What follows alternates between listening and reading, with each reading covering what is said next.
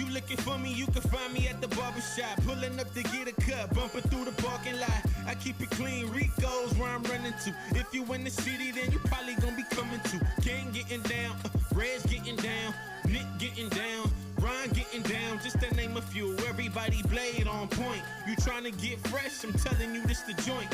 Hands down, top shop up in this vicinity. Promises age 9, LaRon been getting me. Temper on the side, I'm trying to grow out the way. What's up, guys? Welcome to the K.O.S. Barber Club podcast, where we discuss the collection of wisdom on the science of everything in life.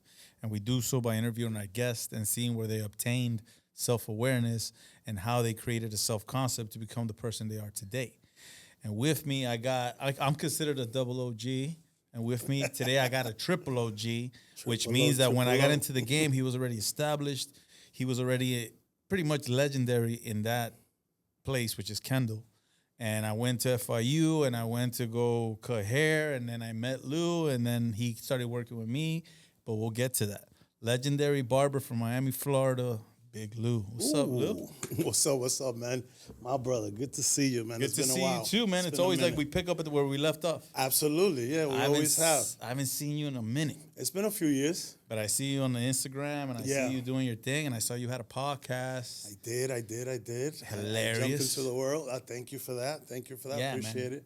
Yeah, try to keep it on the more fun side, you know what I'm saying? It was a funny thing, though. Your podcast is talking about wisdom, and it's funny because that's how it all started. It started in during COVID times, just me in the pool, hanging out, going live, and then one of my boys, which is a barber too, he goes, hey, man, this is the Pool of Wisdom, bro. And I was like, yo, I like that name. Pool of Wisdom. The Pool of Wisdom. So I would jump on live every day, you know, do the Pool of Wisdom. And that turned into the podcast that I called In the Closet, because that's where you keep all your skeletons.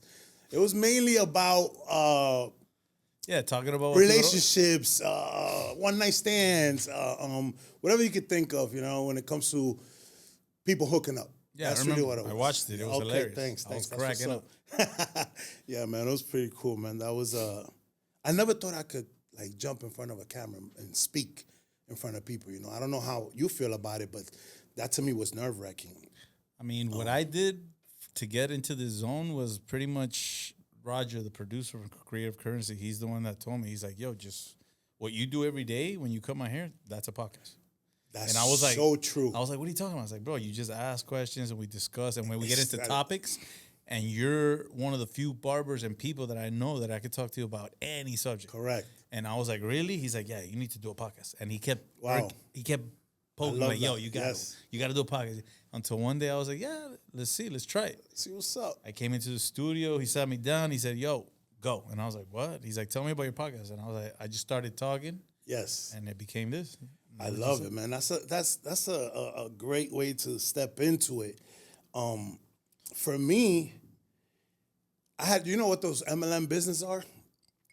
Multi-level marketing. I had joined one of those companies. Oh, yeah, but that's... And let me tell you, though, a lot of people talk bad about those companies. That's like a spiraling out of control thing, man. Listen, man, all I know that the one that I was in, people make fun of it or whatever, that you should be here with the sign or whatever. Brother, the amount of fun that I had there.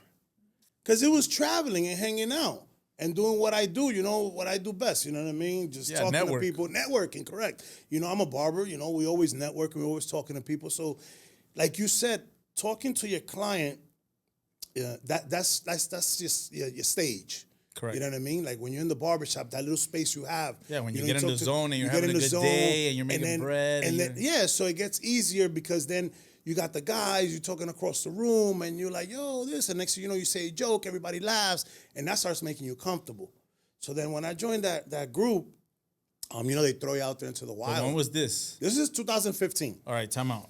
Let's start from the beginning. Okay. Because that's what I want to... Lil Lou. All right, yeah, sure. First conscious thought that the furthest thought you could go back, because we're going to start building from there to see how you got to where you're at. Okay. All right, so we ready? Furthest. What's the furthest thought? So, you know how some people say you come from the bottom? Yeah. Well, I come from minus the bottom. Underground. I'm in DR, bro. Like trenches. In the trenches where there's little to no hope out there. You know Dominican Republic. Dominican Republic, man. Born and raised there basically till I was 11, 12 years old. I moved to the States around 89, 90. With the fam, or they just The sent whole you? family, everybody moved here, spoke no English, you know what I mean? Right away, thrown in school. You know, they left me back a grade because I didn't bring the right report card. And that's how I got here. And to me, that was like winning the lottery, man. You don't understand the feeling. Coming to the U.S. To America, like Eddie Murphy. So talk to us about that feeling. That feeling, overwhelming in the best way possible. Like I said, I feel like I won the lottery. Like I really but felt. did you know you were underprivileged when you were in DR? Or Not no? really. Me either. Not 'Cause really. When I was in Colombia, Medellin, I was living. My father kept us Yeah. afloat, you know. No, now I know we were not living. But Right. When we Because came, that's your world. That's all you know. You don't know any Exactly, better. Exactly. That's why I asked So, what was that feeling. Because when that you come feeling- here and you start seeing everything for No, real. the minute I got off the cab and went into my cousin's house, I walked in and it just felt like, mind you, this is the hood. I'm at 138th Street and Jamaica Avenue, New York. If anybody knows where that's at. Okay, so DR, you came to the States, but you went to New York first. I went to New York, straight to New York. You're I like went the second Dominican Republic person that says. Yeah, man. New York is the hub for Dominicans. That's the check-in That's point? the check-in point, correct. All right. So I got there and immediately I'm like, nigga, we made it. Like, I felt like, yo, I just made it. Like, this is great. Yeah. You know, start going to school. I'm in the hood, though, in school. I'm in the Bronx. Bronx. The Bronx. This is in the 80s. This is 89, 90. You know what I mean? I'm in 7th grade. And bro, when I tell you, it was tough. But I saw it as great. My grandfather lived in the projects, LES, Lower East Side Manhattan, and I thought that was nice. To me, that was nice. Yeah, you don't know yet. You don't know yet. Then you start hearing the news and seeing and the drug dealers and the this and that. You're like, You become more aware. Where Self-aware. am I? Self-awareness kicked in. So what I'm year was around that? 90, 91. I'm like 12, So you were 13. 12, 13 years old. 12, 13 years old. And I'm looking at Self-awareness. my streets, you know, the cops breaking down doors, you know, and then that's when I started noticing, oh, we're not, this ain't it, you know. DR might have been a little bit better because the violence wasn't there, you know. Yeah, because I think the community takes care of itself out there. Yes, you know, my community was poor, but that violence wasn't there. You know what I'm saying? It wasn't crazy like that. You see a lot of crazy shit over there, you know what I mean? But it's like, The thing is that over there, you know where the line's drawn, and they learn not to cross that line. but there's no guns over there like there is over here, you know. Okay. And I saw a lot of that. I remember one time coming from school, walking into my building, the cops had the whole thing shut down. My building was like, if anybody ever seen the movie Nino Brown, New Jack City, like my building was like 70 apartments and 45 of them were drug spots. Oh, wow. Okay. It was really bad. like the Carter. Like the Carters, correct. And one day I'm coming from school, they're like asking me for ID. What the hell, 13-year-old kid got ID, you know what I mean? You know what is crazy? That you need ID to go get an ID. That's a whole nother. Yo, you should have been with me that day in the DMV. I was looking at her like, what?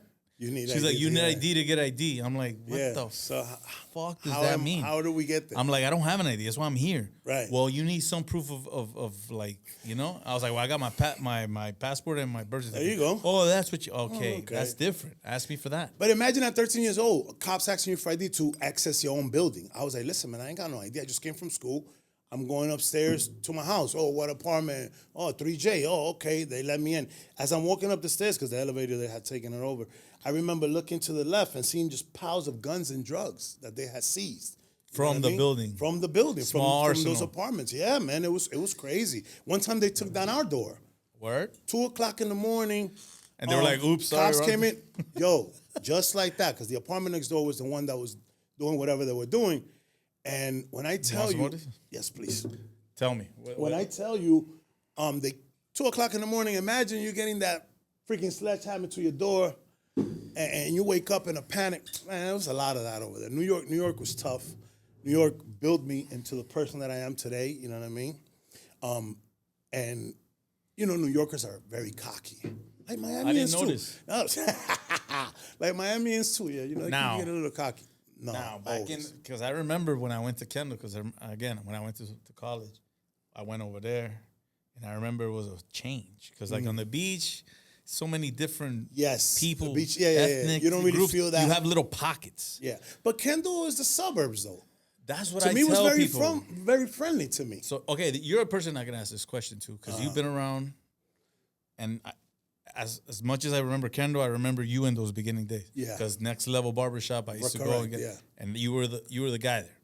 Right. So when it comes down to hip hop in Miami, where do you think that it flourished from to where it is now?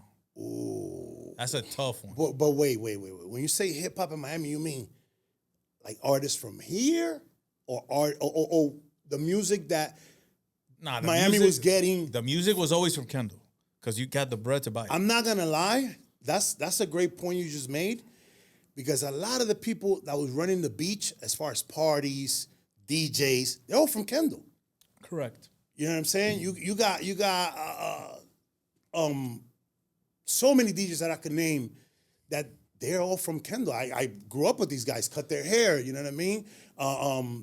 And just they were the ones bringing the music. So I think Kendall has a very big part in the hip hop scene. It does. I agree. And Now, this, but this is my point though. When I would go to Kendall, I would see turntables. I would see speakers. I would Correct. see studios. yes, In the beach, ain't nobody got no money for that. yeah. You go to I'll go to my friend's house. It's like Nah. 10 people living in a one bedroom. You go to somebody's house, a little efficiency, him and a mom and maybe another sibling. Yeah. Like, and then I go to Kendall and it's like, yo, man, my house is not that big and it's a townhouse. I'm like, what? I mean, that's what I'm saying. Kendall's a suburb. my There's a little point. bit more money My over there. point is that Kendall, yes, provided the hip hop and is pushing hip hop to another I- level, but they had the opportunity to use these things like turntables, house parties. Yeah. You can't throw a house party in the Bro, beach. listen, there's a lot of guys. I mean, look at Pitbull. Pitbull's from Kendall. You know what I'm saying? No, people. Kinda. I mean, not Kendall. Yeah, I consider Kendall that whole shit. You know what I mean? From Kendall the to me- beginning? Kendall Nah, to me nah, is nah, from nah. from 184 all the way to 8th Street, which is not. I know it's not. I know, Kendall to don't come after me. Kendall to me is that big 10 that mile square, radius. that 10-mile radius. Correct. Yeah. But Pitbull was always in Kendall. Is what I'm trying to say. He was always riding around there. I saw Cafe him in Gatsby's Iguanas. a couple times. You know what I'm saying? I bumped into him at You remember BT's a bunch of Gatsby's? times. Gatsby's was the shit, man. Gatsby's was Oh, a man. good I times. used to love getting kicked out of there. Yeah, there was one security guard there that hated me, bro. That guy, he hated to see me I think come. I know who you're talking about. Yo, the big black dude, yo, he hated seeing me come. I'm like, yo, man, one day let's just do it, you know? Whatever you want to do. I believe you. Hey, Whatever. Lou. So back to New York. So, bro, New York shaped me into the young man that moved to Miami, because So when did you move to Miami? so I started. Okay, so let me go back real quick. School, New York, whatever, and then I started cutting hair in New York at a very young age. By 13, 14, I started cutting hair. What brought you to that craft? That two things. I didn't even know my grandfather was a barber. Word? Man, my grandfather was a barber. And So when it's I in heard the about DNA. That, it's in the DNA. I mean, he was also a dentist and a musician. So when I found out, I was like, oh shit, my grandfather's a barber. Okay, I think that I like this even more. But the funny thing is that it was my cousin that wanted to start giving himself haircuts. So his mom bought him a set of clippers. My cousin Jimmy, R.I.P. And he cut my hair and destroyed my hair. I'm talking about First time, right? first time. But you know what's funny? When I cut his hair, Smooth. and I never cut hair before that. Me either. And he goes, bro, have you done this before? I'm like, never. But you saw it. But I've seen it a lot. I've sat around barbers. I used to go to the barbershop and sit there for hours just watching the guys cut. No, I had to sit because we went to the Flea. That's the only. Okay. Because in the beach there was no barbershop. Yeah, oh, yeah, that's right. At least ones that get fades. So just picture this, man. I'm getting on a bus stop, 11, 12, 13 years old, catching the bus all the way to the flea market. Yeah. So imagine that process. Get off, you go to this little tiny corner, little tiny hole in the wall. You're talking about barbershop. 79th Street Flea Market. Yes. USA Flea Market, okay. So we were there and we were I remember for Sean, because Sean was the one that was nice with it. So we would wait and we would always get skit. Why? Because the older cat would be like, yo, I'll give you $20. Yeah, yeah. And then he'll look, yeah. Sean would be like, yo, man, I'll get these guys. I got you. Yeah, out." yeah, And we would be yeah. there for hours because Hours, he'll just keep sitting doing there. that until it was our Yeah, turn. Yeah. So what I did was sit there and watch. And watch. That was part of my, what got me started cutting hair was just watching the barber. But I liked it though. The intrigue. I love sitting there. I used to let guys, hey, go ahead. The atmosphere. The atmosphere was talking shit, especially, this is in Washington Heights, Dominican barbershop. Loud. Well, you know what they say, that barbershops is like the hub of like a neighborhood. 100%. That's the neutral grounds. Everybody goes there. The cops, the killers, the drug dealers. You know what I'm saying? Everybody meets at the barbershop, and it's neutral. Bars. Everybody just shakes hands like it's nothing. You know what I mean? I love that atmosphere. And then, also the necessity of getting haircuts, because mom wasn't giving me $10 every week to get a haircut. That led me to that. So once I cut my cousin's hair, and he was like, bro, have you done this before? My other cousin came, I cut his hair. Next thing you know, I'm cutting hair. I got his clippers, and I'm cutting whoever comes, his dad. And I remember my mom talked to the barber that was cutting my hair. The barber that was cutting my hair was a lady, Alejandrina. I remember her real well. She was nice with it, too. She was nice with it. Because, female barbers are a thing now, but back in the day, that wasn't a thing. I spoke of that in another podcast. I think they're taking over. I agree with you. I know a couple of females that are very nice. I know a lot of females. I know a lot of females that are very, and good looking at the same time. So, it takes away from us. That's how I know. But the good thing is that, clients are very loyal. Well, we'll talk about that in a little bit. So she mentioned to her, he wants to cut hair. He's like, tell him to come to the barbershop. It's all right. The owner here will teach him. And this is like summer of like 93 or something like that. I'm like maybe like 14 years old, 13, 14 years old. And I'm supposed to go to summer school. And my cousin had messed up my hair. So I didn't want to go to summer school because I'm wearing a hat. And the teacher's like, hey, you got to take off your hat. Self-awareness, So I was like, yo, listen, I'm not taking off my hat. I'm out of here. So I left. So my mama said, if you're not going to go to summer school, then you better start going to the barbershop to learn something, because you can't just sit around. Your mom said this? My mom told me this, yeah. Wow, yeah. Blessing in disguise. Yeah, because, blessing in disguise. Because, she don't want you to be sitting around all summer, just messing around, not doing shit. Yeah, at least you got to see your mom. My mom was always working. Oh, well, luckily I have my dad too, shout out to my dad. He was there. He always provided. He always took care of us. And so now I go to the barbershop, and within 3 days, the guy gives me a chair. So I call my mom static. Ma, I'm a barber. I got a barber chair. Mama said, what are you talking about? I'm like, Ma, Dallas gave me a chair. Was it Big Lou still at that time or no? No, it was just Luis back then. Luis. So I'm like, Louis. Everybody in New York called me Louis. So I'm like, yeah, Ma, I'm serious. She's like, nah, there's no way. You're a little kid. Like, you don't even know how to cut hair. This guy says I could cut hair. So I'm cutting And he's the owner. And he's the owner. So that's what you know what he taught me? He taught me how to use the razor and the scissors. That's what he taught me. The clippers, I kind of had it on my own. All right, so and I just needed that practice. Let me ask you a question. Like I was telling you, man, the knowledge of self is not only about us being braggadocious about experiences and stuff of that nature, but also there might be a kid that watches this podcast that he's of age that we're speaking of. Yes. Okay. And you've been in New York, being around the atmosphere, being around different types of individuals, different types of people, tribes, whatever you want to call it. Yes. And then you hovered towards the barber shop, and then you liked the vibe, and then you got a chair and you became a barber. Mm-hmm. Like, did you have a conversation with self, or did you have a thought like, I don't want to do it? Or was this like, no, listen, okay. So just to make like it clear, because somebody might ask themselves, should I do this? Can I do this? I just doubt. When you stumble up onto something, I mean, I guess that's my life, man. Because I'm very blessed, man. Very lucky, man. I will consider myself. I wanted to. Like, I just saw the barbershop as a scapegoat. You know what I mean? It was a different world, and I'm hanging out with bro. These guys are older. These are grandfathers. These guys are like 60. You know what I mean? 65. And they took you under their wing. Took me under their wing. Very nice people, and just like, I'm the little kid. So I'm the do boy. I'm running the errands. I'm getting the coffee. I'm sweeping the barbershop. You know what I'm saying? Paying dues. I pay my dues. I did that too. You know what I mean? Don't get it twisted. Everybody got to pay their dues. So I had a situation with one of the barbers. I was a little bit younger. He was hating on me because I was moving up so fast. You know what I mean? And Sundays, the owner was like, Sundays are yours. Do whatever you want in that barbershop. The owner would tell me. Then he started coming around and hating about.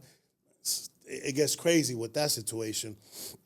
And, because of him, I ended up leaving the barbershop because he was hating on me so much. But that didn't make me quit. You know what I mean? Like I like what I was doing, and it's the fact that the feedback you get from the client would just give you that, hey man, you took care of me. That was nice. That was good. So I started cutting hair in the streets. It kind of, yes, definitely. Yeah, it went with that. It's kind of like that reward you get. I want to talk about that. I want to know how you got to that ego check. Because every time I've met you, you've been very solid, very straightforward. Yeah. A lot of people with success don't get to that point. So we'll get there. Keep So, going, so now I leave the barbershop. I'm no longer in the barbershop. Now it's no longer summer. It's winter in New York. And I'm literally cutting hair in the streets. Like I'm literally cutting hair in lobbies, staircases, apartments. $5 a haircut. $5 a haircut because I left the barbershop and I didn't know where to go. You know what I mean? The owner was like, look, I have another barbershop in Spanish Harlem. I'm like, I don't want to travel over there, man. I'm good. So I'm like, I'm just going to leave. And I thought I was going to get a job somewhere around there. But because I was so young, now I'm 15. I knew how to cut hair already. I was decent, But At 15 years old. At 15 years old, I was very decent cutting hair. And nobody took me serious. I would go to a barbershop like, come on, man, you don't cut hair. Like, I'm like, bro, I cut hair. Like, I really do this. So I said, you know what? I cut people from my house.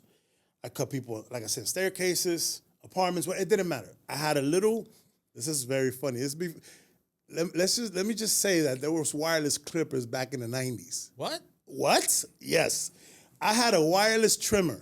Nah, with AA batteries. I saw on everything I love. AA with AA batteries. What, did it last like 2 seconds? No, it actually lasted a pretty long time. Like I could do a few shape-ups with it. What? But I was buying batteries, dollar batteries. I go to the dollar store and get batteries like every 2-3 days. I was buying. Wow. Yo, you just put me onto something. Listen, I've been an advocate for wireless clippers I've been using wireless clippers. I'm waiting for a wireless blow dryer.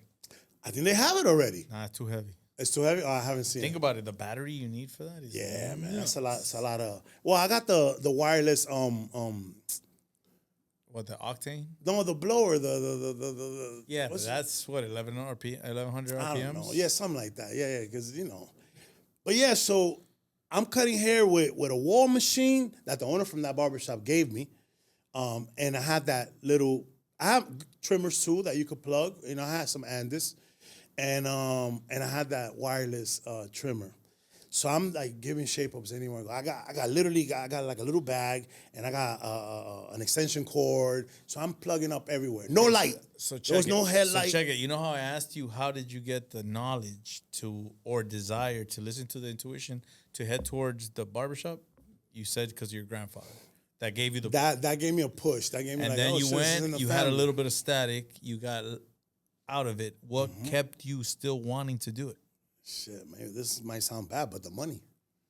That's not bad. The money, because you're 15, at 15 years old, I'm making a couple $100 a week. Yeah. That's what I'm like saying. I'm cutting maybe 20 heads a week. That's $100. The reason I ask, because, bro, we're old now. Yeah. And now we see 15, 16-year-olds. Imagine a kid that age going through turmoil like that. What do you think is going to happen? Exactly. You turn to the streets or something else. Yeah. But you said, nah, I'm going to keep it thorough. It's New York. I messed around with the streets a little bit, but I never really liked that life. You know what I mean? Why? I was always very paranoid of that life because I seen what it did to people. The feeling? What it did to some people, you know what I'm saying? I didn't like the paranoia. I didn't like that. I didn't like that feeling, like the looking over your shoulder. Exactly. You know what I mean? Not and then knowing. Your parents, the disappointment from your parents, you know what I mean? Like if anything, I've never been arrested, thank God, you know what I mean? And that always kept me. I always felt that there's a better way to do it. Yeah, I agree. I messed around on the here and there. Yeah, but that's because of hip hop. I'm serious, man. Hey, man, hip hop has a big influence. They glorify it and make it seem like it's 100. That's very true. That's very true. But if you find me an old hip hop drug dealer, I'll be very impressed. Yeah, man. Oh, well, you got Jay-Z. He got out of it. Okay, that's one. That's one. Jeezy, young Jeezy. Mr. 17.5. That's two of them. Out of how many people in the world? I can't name a few, but that's not what we're here for. Exactly. But yeah, man, so the money kept me in there. And then now my cousin goes, why don't you come work over here in Queens? And I was like, all right. He's like, yo, look, come give me a haircut and we'll show it to the barber shop that I go to and maybe get you a job there. I'm 15 going on 16. So we do that. I go to the barber shop, and they're like, oh, yeah, you cut hair? I'm like, yeah, it's my cousin, he cuts hair. And I'm like, all right. And they're like, how old are you? So I lied. I was about to be 16. Yeah, I you're told a them big boy, though. I was always a tall kid, yeah. I had my growth spurt at 15, yeah. I was 6'2" by and never grew another inch since by 15 years old. So they said, how old are you? I'm like, oh, I'm 18. They're like, oh, you're 18? You don't go to school? I'm like, yeah, I go to college. I lied. So they hired me. Don't lie, man. It's not good. Yeah, you shouldn't lie, but sometimes you gotta do it. You gotta fake it till you make it. You know what I mean? I hear. And it was just the hunger, though. I wanted to cut hair. I like cutting hair. I like what it gave me. It gave me a certain status. You know what I mean? The people like you. In those days. No, I mean, it was difficult to be of age and have a status. Oh, 100%. Because at that age, you're like, yo, get out of here, man. Yeah, no, 100%. It gave me popularity. Now I'm cutting hair in school. I had my guidance counselor let me cut hair in his office. You know what I mean? All right. So now I'm cutting different types of hair because now I'm in Queens. Queens is a very big melting pot where you have all kinds of races. Indian and Polish and Russian, Colombian, and Colombian, a lot of Colombian, Salvadorian, Guatemalan. So all those types of hairs, I'm learning more and more, and I got really, really good. Bro, by 1996, I was a beast cutting hair. I was a beast, like talking about scissors, flat tops, afros, like whatever I could do it. Nice. And now I remember I started skipping school a lot. Just because, whatever, we skip school. That's what you do. I'm going to Queens, going to school in the Bronx. You got $100, $200 in your pocket. That shit jumped up when I started working in Queens. Jumped up a lot. No, you know why I tell you this? Because that's what happened to me. Similar story. Yeah. Bro, when I'm telling you, it's $300-$400 a week. So I started hanging out more, going to the arcades, because now I could afford it. You know what I mean? I'm whatever, man. It's nothing. I was throwing parties. Basement parties, providing all the 40s for the parties. The 40s was like $1.25. Buy 50 of them shits, no problem. You know what I'm saying? Self-concept was getting built. Bro, when I tell you, it just felt amazing. The clothes changed. You know what I mean? The shoes were better. Let me get 2 of those. So now, it's kind of like the kids on the block selling, but I'm matching that. You know what I'm saying? With barbering. Without the paranoia. I'm literally matching that. Yeah, but let's get this straight. You were a talented barber. Thank you for saying that. Not only with the skill set, but personality-wise, because I know you. But I never knew that I possessed that. Correct, but you possessed that because you were a person that had no fear. I believe so. I thought I have shit. I still think I got fear to this day. But it's also I don't care. I'm talking about cutting. No. I mean, like in general, like just in front of people, whatever. I guess you could say that, but yeah, I'm talking about. It's cutting. still cutting. Okay, so yeah, man, I started just hanging out too much. The money's there, and I got caught. My parents went to school, and they noticed that I missed 110 days of school, which is probably like almost a whole year. So it's safe to say that your whole high school career was you arguing with your parents about not going to school. My first 2 years, no, but the last 2 years, yes. My first 2 years, yeah, kind of. And then when I got caught, my mom was so mad. We're from those countries where your mom beat your ass for you doing wrong. Twice. And my mom, bam, bam, bam. And then my dad goes, don't hurt your hands. Take a stick. I was like, yo. Here, I got the perfect one. Yo, it was hilarious, bro. I mean, it wasn't that funny that day. But I remember my dad goes, yo, you know what? Why don't you just drop out of school, bro? You make almost as much money as I make weekly. You should just drop out. And you just cut hair full time. Self-awareness. That was such a slap in the face. What do you mean, slap in the face? Because I felt like I disappointed my dad so much. And I was like, damn. But no, my dad thinks, I don't think he was saying it like that. I think he was. The way he said it to me, I saw disappointment in his face. Yeah, but he's telling you, yo, you have the same amount of income that I do. All right, so let me go a little bit back. I come from a family, like in Dominican Republic, my grandmother owned the school that I went to. Okay. It's a little school, nothing crazy. Now it's huge. But back then, it was, we're talking about like an apartment with 4 or 5 classrooms. 4 or 5 classrooms. Yeah. Nothing crazy. So I come from, my mother was a teacher, my uncles are teachers. So school meant something. And not finishing high school it was like a slap in the face. Got it. That's Now why I now felt that understand. way. Now you understand, Now right? I I gotta give you a understand. little background on that. So when my father said that to me, I was like, damn, bro, I gotta get my shit together. I could do both. I could go to school and cut hair. So that's what I did. I started going to school earlier. All right, so check it. That conversation, Yes. how did that go with self? Because that's With what we're here. myself? Yeah, that's what we're here to, Okay. to express. Because a lot of people have the same incidents Yes. that you're speaking of. Like parents are against you, Yeah. but then you sat and you said, "Yo, I could do both." How did you So- get to that? So I'm sitting. So after I got ripped a new one, I'm sitting in my bed and I'm like, bro, like you gotta get your shit together, bro, because you gotta finish high school. You can't let your family down. You can't let your peoples down. Love. Exactly. That drove. I'm driven by that. My family means too much for me. So I'm like, I gotta do something. So the school that I went to, luckily, the school that I went to in New York, my second high school, because I switched high schools after that incident of missing so many days. That school was very open. It was kind of like college. Like the teachers let you call them by the first name. You could pick your classes. It was kind of like going to college. I loved it. It was amazing. Malik Yoba went to that school, matter of fact, man. Nice. Yeah, it's crazy. So I said, bro, I could do this. I could pick a couple of classes and I could take the train to Queens and still cut hair. So that's what I did, I put the batteries on my back, and I started doing that. And it started working out, It started to go well. And you felt accomplished. I felt way accomplished. So once my dad saw that, he was like, all right, you handling both. All right, I see you. All right. I'm like, I'm still making the same amount of money. One thing about my parents never really asked me, you know how parents make you pay bills in the house? No, I don't. My parents never did that to me. My parents said, take My care of mom yourself. never made me do that. It's just my mom was always working. My parents never asked me for money. And I was making decent money. At 16, 17 years old, making $300, $400, $500 a They week. didn't know. In the early 90s. They didn't know. That's money. No, but I would tell them, like, yeah, I made this much this You week. think they believed you or not really? I don't know. That's a good question. I don't think they did. Maybe they didn't. They were probably like, yeah, okay. Yeah, right.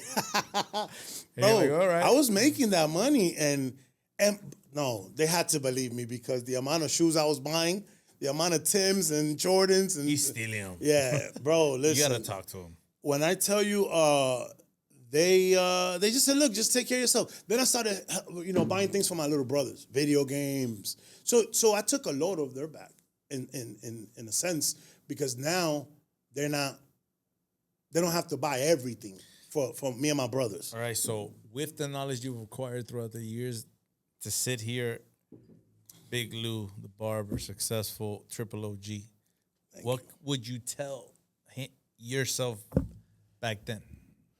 Wowzer. What a great question. What a great question. What would I tell myself, my young self? Yeah, your young self. So, okay. Right there, in that time. I know exactly what it is. The two J's. My journey of cutting hair, I don't know if this happened to you, but barbering was frowned upon or looked down upon. Yes, I talk about To that this all the day, time. kind of. Like, you're the help. No, you know when I felt it every time, because, I mean, not to brag, but I was a Colombian, good-looking, like, athletic build kid. Right. So I would pick up a lot of girls. Yes. And I would have to, You got to see a little bit of that. You gotta meet my dad. Oh, and You gotta you're meet just my a barber. mom. Oh, my Hey, God. so what do you do? And I'm like, oh, I cut hair. And they're like, oh, you're a stylist? I'm like, no, I'm a barber. And they're like, oh, so what are you gonna do for a living? And I'm looking at them like, okay, you see that part. and I'm looking at them like, dude, I make $600 a week. I'll probably make more than your dad. Yeah. And I'm Yeah. looking at them like, oh, I haven't really thought about it. $2,400 a month. I haven't really thought about it. So then they would say, well, you got to start thinking because, it's not easy here. You got, and I'm looking Listen, at them man. like, what? But then it got to the point where they're like, how much do you make a year? I'm like, Yeah. I make like 50, 60 a year. And they look at me like, Like, what? What? Oh, really? How? how? How do you do that? And then, he's telling me. I even had a relationship that the girl used to tell me, is this all you're going to do for the rest of your life? Oh, I And had I'm that like- all the time. And I'm like, we're doing okay. I put food on the table with this. We just switched the car. We just got a bigger house. Like, what are we talking about? I know you've done this when you pass the wad of You go here, pay for that shit. Come on. And then they look at it, and then and that's what I'm saying. Like, what I would tell myself is double down, triple down on your craft. you would tell him now. Whatever it is you do. I don't care if you're So define that, like triple down. What do you mean? I don't care if you're a fucking garbage man. Double down, triple down on what you do. Because you become a master of what you do after 10 years. It's after 10,000 hours of doing it. That's what they say. That's what they say. So you do 10 years of the same thing, you should be successful of some sort, right? But now, make it your business. Take it into your own hands. That's what I would tell myself. So you would sit there and tell yourself, yeah, double down, triple down, open the barbershop now. Oh, open the barbershop now. Take the leap. Leap, yeah, no fear. Yeah, open the barbershop now. The products you wanna make them now. The shampoo, the gel, the oils, do it now. I believe in yourself. That's a lot. So, it's a lot, but what you're saying is take the leap. Don't be scared. I mean, how many opportunities did you have that you passed on? Oh my God, I had a lot of clients where money would be like, yo, let's open up a barbershop. I've low-key owned 2 barbershops already. Nobody knows that. You know, in New York, I own 2 barbershops. And they weren't successful, you know what I mean? I didn't know what the hell I was doing. But it was clients I'd be like, yo, let's go half, let's do this, let's do that. And it doesn't always work out because if you don't cut hair and I cut hair, you're probably going to get jealous of the money I make because owning a barbershop, me and you own a barbershop, you don't cut hair. We go half on the money. We split half of whatever the revenue the barbershop makes, but my money's mine. I'm a different entity in there. You know what I mean? You can't share my money. You thought of this? Of course. I think that's a little too far-fetched, bro. You think so? Yeah, why? Because you're worried about what he thinks about what you're making. I'm telling you because I dealt with it. Oh, okay. I didn't think about it then. I dealt with it, and I was like, hold on, you can't get half of my money. He said, yeah, but this is the barbershop. This is what we make. No. I'm the talent. I'm sitting right here like, what am I supposed to make, you know? And once I learned that, I was like, yeah, no, it's not good to partner up. Good partnerships in barbershops are 2 barbers. And you know usually how that goes. You know, one may feel like he's bigger than the other. It all depends. I agree. So I could safely say if you and I opened up a barbershop, it'll work. I think we have a different mentality, perspective. I mean, look at all the years we haven't seen each other, and look how natural we flow, we talk. You know what I mean? That's called real. Correct. There's a certain level of respect. There's a certain level of business. Even back then in Ace of Spades, when you came into the shop, right? I was like, yo, Lou. I was hyped. I was like, yo, we got a living legend, bro, in the house. Everybody else was hating. I was like, what you guys? You know, hating? It's why you guys hating? This guy is Lou. We get to learn. I'm so humbled by you saying Lou, that. I speak of you all the time, dog. Like when I tell people that, I used to sit next to a barber and just watch him. And I used to be like, yo, what's up, Lou? How's everything? And I'm just sitting there. I remember I'm those just days, there, man. like, soaking we were it kids, in. bro. 22, 23 years old. I mean, I don't know how old you were back then, but I was I'm 45 22. now, so I was 20. All right, so we're the same age. Yeah, I'm 46. Yeah, so, but you were light years ahead of me. In the sense of, in the barber world, maybe. Correct.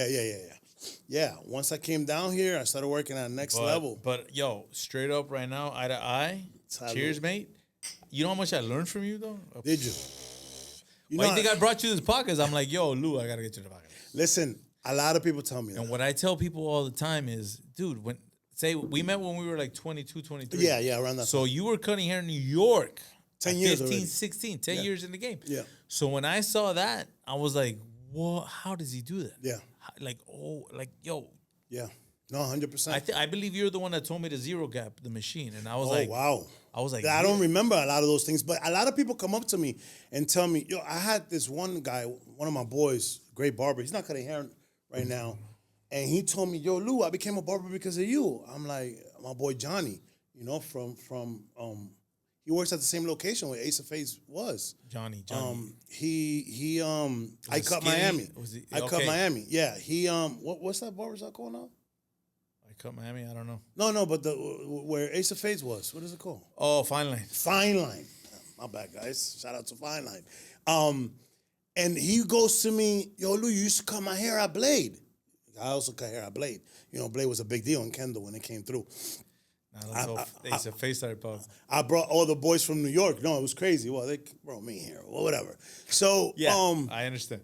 That kid was like, yo, I cut hair. I started cutting hair because, you know, I'm like, wow, really? A lot of people have came up to me and told me that. But I've never been selfish with teaching someone. I feel like the barbershop is a learning environment. And I'm talking about in every aspect. Yes. Like, if you want to learn about music, if you want to learn about even politics sometimes, you know what I'm saying? I don't like it. I hate politics because, you know, it gets very divided. Nah, man, when nobody knows. But some people do. Listen, all I know is that I don't know. And if you tell me you know, right, you don't fucking know. Because you only know what they tell you. And what they tell you is what they want you to know. So with that being said, what I'm trying to say is that you could learn a lot of shit, a lot of misinformation out of barbershop too. You know, you got the fucked up stories, you got the bullshit stories. Yeah, but that's when the OG pops up and says, man, you lying. Yeah, so stop lying. I had a lot of people come up to me and say, you ain't never seen no Muhammad Ali. You ain't never cut no Muhammad Ali. Oh, man. Yeah, man. Like, a lot of people come up to me and say, yo, Lou, I learned because of you. I was just with my boy Fredo right now. Been a barber in the game for years. And he goes around telling people, yo, Lou's the one that taught me. And I'm like, Fredo, you was already. I don't know if he worked at I'm telling you straight up. I was there watching you. But you know what? Every day. I have the same stories of other barbers that I watched. Because every barbershop you work at, you pick up a little something. And that's who you become. Salon, and that's who you become. You become a collection of everybody you admire. Of everybody around you, of your environment. No, that you admire. And that you admire, correct. Yeah. But I give props to the ones that I don't admire because I saw what I didn't want to do. También, yeah. Yeah, you see some people that you're like, yeah, I'm not going to do that. That doesn't look that right. Yo, you remember, I don't know if you were working there. You remember Rob? Yeah, of course. Rob. He went to the Shout military. out to Rob. Yeah, I haven't seen Rob. Yeah, that was my boy for a minute. Rob was cool people, man. Amazing really human cool being. People, real cool people. We had like a little race, debate, whatever you want to call it. It was one back to school, and I'm saying that now because it's back to school right now this week. That was the second year that we did that. The first year I did 66 haircuts. Shit, damn, you cut more hair than me then. Yeah, that's why it was on. Wait, one day or the weekend? From 8 a.m. to 10 p.m. Well, I did 57. Yeah, I know. From whatever, opening to close, whatever. That the next year we did it again. A lot of people don't believe that you could cut that many heads in a day. Of course they don't. I didn't even know you cut 66. That's amazing, by the way. Yeah. You know, I consider myself a very fast barber.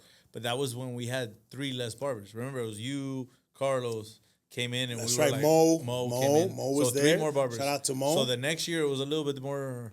Yeah. You know? And like I said, you guys were already legendary status. Yeah. So they're like, I want to go with it. With him. Well, the year before, it was like Rob and me. Yeah, back and forth. Back and forth. Wow. Yeah. See, I didn't even know that. That's amazing. That's good to know. But I've always been a fast barber, going back to my dad, you know, drilling me about shit like that. Like when I first started cutting hair, I'm 13, 14 years old, and I'm cutting his hair. And he's like, bro, you take too many, like, you got to. But you know what's crazy? That in Ace of Face, nobody had the half guard. Half guard. Nobody had the half guard. You know what my boy used to call it when I brought, because I brought like a half guard. You didn't have that in Ace of Face. No, listen. I didn't have a half guard, but I had a guard. That was close to that was very close. It will help me do my blowouts mad fast. It was rounded. And it was like what the zero from the Andes would be right now. Yeah, it's the universal round. Yeah. I know what you're talking about. All right. So my boy used to call that a cheek clip. I'm like, bro, you got the cheek clip. That shit helps you out too much. Because it was between a 1 and a half. But my point is that we used to do those cuts without the half guard. Yeah, no, the half guard didn't. No, you're right. In a fast pace. So that's when I learned how to like. Is that you're gonna utilize whatever you have. Correct. To your advantage. Yeah, but think about it, Lou. We were doing 50 plus haircuts. Right. In a day. Without the half guard. And people that are not barbers do not understand. No. They're not gonna. The kids now don't even know what that is. This is the barber club, goddammit. These kids right now won't understand what that is. I think barbering And you know what's crazy? I've slowed it down. I don't cut as fast because there's no need for the rush. You know what I mean? Thank you. My clients pay me well. The service. The service. They're not clients, they're friends. They're absolutely. And some of them love are that. even family. Some of them are even family. Oh man, I have some great clientele. I could go on and on about that. I have clients that really take care of me and look out for me.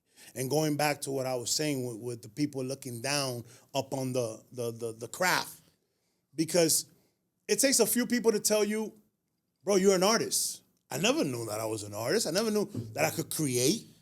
And what we're doing is creating. But I never looked at it like that. I'm like, man, I'm just cutting hair. Plus people downplaying it. Oh, what are you going to do? This is what you're going to do your whole life? So that's why I say that you got to double down and triple down on your craft, because look what barbering is now. It's kind of like hip-hop. Nobody believed in hip-hop. Yeah, look where it's at right now. But I believe that barberism, in a whole, came up with hip hop. I could see where you're urban fades and stuff like that. Yeah. It all started culture. It started. Yeah. 100%. I could see that. Yeah, 100. If it wasn't for hip hop, 100,000%. you know how many times I got put a picture in my face like, that? Give me this Kanye design. I'm like, that is so great that you said that. Let me get this Big Daddy Kane 2 slits in the eye. I'm like, okay. I love that you said that, because hip hop and barbering go hand in hand. That's what I At mean. least the modern. I think barbering. it should be part of the elements. It might be the honorary MC sixth and element. DJ and b-boying And a barber. I agree 100%. Petition. Because We're gonna start it. Barberism is getting included in the hip hop. I agree with Let's that. do it, man. Lou. I love that. No, hey, I'm all for it, because to me it's about elevating the craft. I mean, look what some of these guys are doing, like Pacino, the barber. You know what I'm saying? Like, that guy started like us. Let's say, Yeah, you know, but I don't like enhancements. I'm not a fan of enhancements, but also, if that's what you want, I'm gonna do it for you. No, I'm not gonna hate on you. I'm just not gonna use them. I will use them. You know why? Because I like to take care of my client. Whatever my client wants to do. Yes, Lou, if he says but drive a line. let me ask you a question. Go. When you apply enhancements, how does that haircut look when they walk out? Great, amazing. 2 days later. Crap. See what I'm saying? So when my haircut, when you walk out of my shop, it looks amazing. It looks great. No, it looks amazing. It looks amazing. And then 2 days later, it still looks good. it looks great. Yeah. See the difference? I'm glad you said that, because I'm very self-conscious about my haircuts. I take a picture, I'm like, that's not great. I'm not going to post that. But then I'll be out and about and I see one of my haircuts in the streets. And I'm like, damn, I did good. And the client be like, yeah, man, what do you think I come to you? It's like 2 days later. Yo, I don't know why it sets in, right? Like No enhancements. Zero enhancements. That's what I'm it trying to get sets at. in. That's what I'm trying to get at. Because nowadays, if I feel like as if when a client brings to me an enhancement-filled Photoshop picture I let them of know a quick. haircut. I let them know quick. Yes, but this is the reality, Lou. This is the reality. They believe that's real. And they look at me like, 99.9%. Let me get this. Let me get this. And I look at them. I shatter their dreams immediately. I'm like, listen, first and foremost, you don't have that kind of hair. That's number one. Let's start there. Secondly, that's a very enhanced photo. And third of all, there's mad chemicals in it.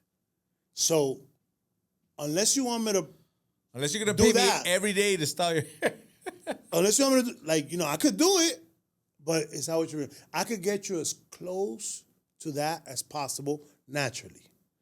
Because I can't talk shit about enhancements because I dye my beard. You're not talking shit, man. No, I'm just saying. I dye my beard. I fuck with a little just for men. You know what I'm saying? But that's because I don't like white hair. About. Yes. And the reason we're on this conversation is you're Pacino. Correct. Yeah.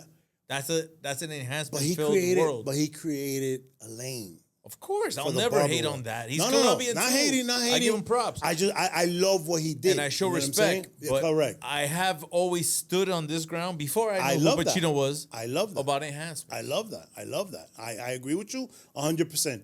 I don't want to do enhancements, but if my client says, "Hey, this is what I want," I'll do them for the right reason. Listen, man, I just cut some soccer players the other day. And, I laced them up without the enhancement. But then the guy goes, yo, I want some enhancements.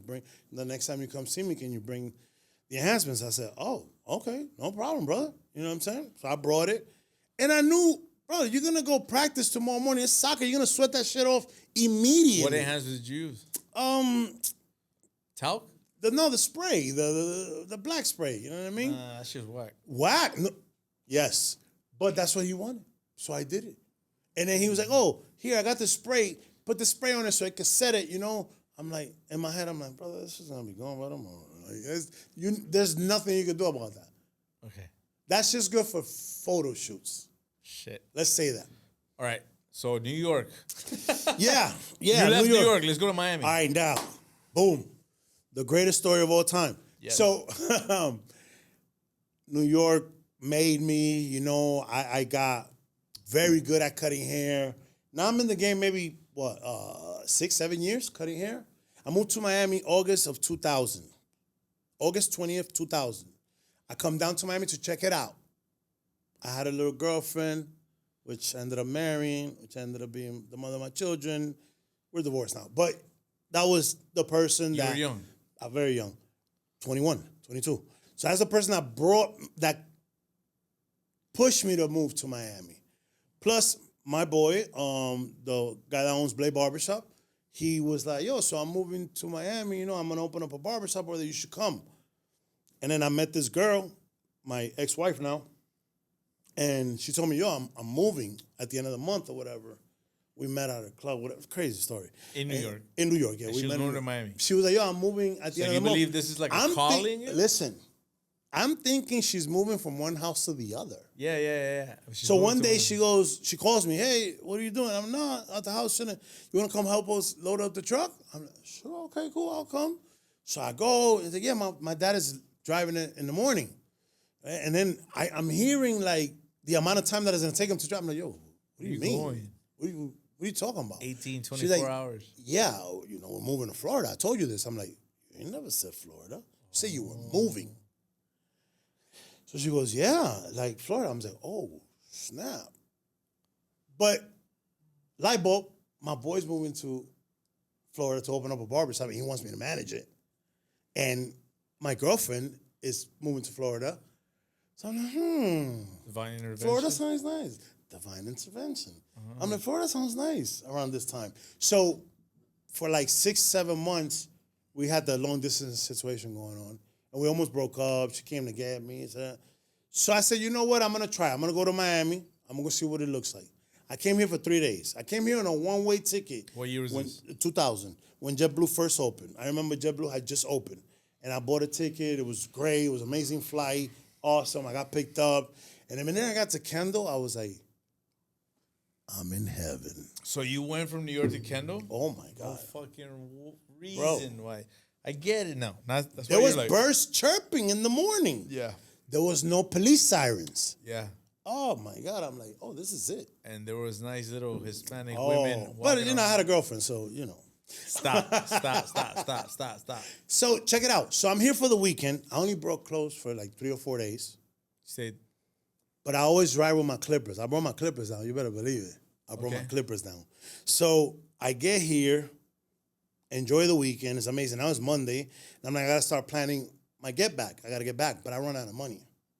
So you went to a barbershop. My ex-wife tells me, oh, I'm going to talk to my cousin. My cousin can probably take you to a barbershop so you could. I'm like, what? She said, yeah. So, you know, he came through. Shout out to Fredo. He brought me to Next Level.